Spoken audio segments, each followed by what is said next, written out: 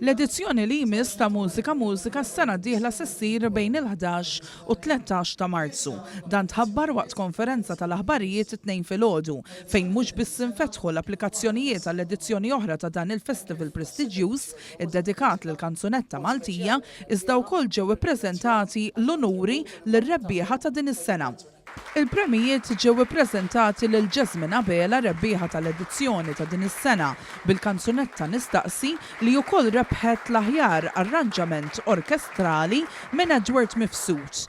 Daniel Kawki irċieva l-onur tat-tieni post u anke l-aħjar interpretazzjoni permezz tal-kanzunetta Niftakarna, waqt li Kevin Paul Kallejja għat-tielet post Bintu Jien.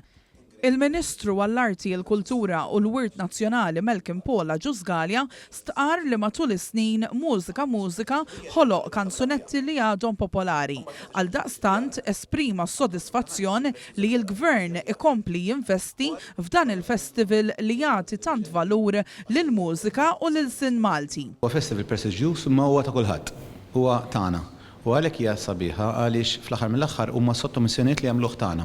Għaliex dawk il-persuni kollha li jħossu li għandhom ikunu jistgħu parteċipaw aħna u mbagħad huwa l-obbligu tagħna li naraw ovvjament li fil-waqt li nżommu dejjem il-livell għoli, ma fl-istess waqt nagħtu l-opportunitajiet lil kulħadd u aħna hekk nieħdu gost li kull persuna li qed hemm barra f'Malta li huwa wkoll anke kuntent pajjiżu, kuntent bil-lingwa Maltija jista' jipparteċipa f'dan il-festival. Il-kap eżekuttiv ta' Festivals Malta Franza Ġus stqar li se jibqgħu jaħdmu fuq is-suċċess ta' snin li għaddew u rringrazzja lil daw kollha involuti b'imħabba lejn il-kanzunetta Maltija.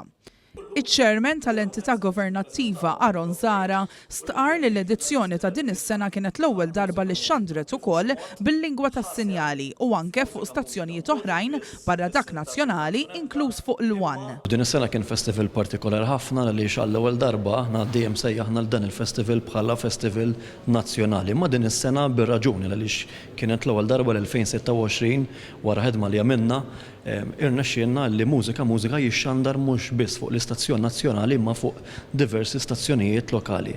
Tant li bi pjaċir ngħidu li kienu 230,000 telespettaturi li din is-sena segwew is-serata finali tas-Sibt, jiġifieri 100,000 iktar mill-edizzjonijiet passati. Artisti li jixtiequ japplikaw għall-edizzjoni li jmiss jistgħu jagħmlu dan fuq is-sit musikamużika.mt sa 19 ta' Settembru li ġej.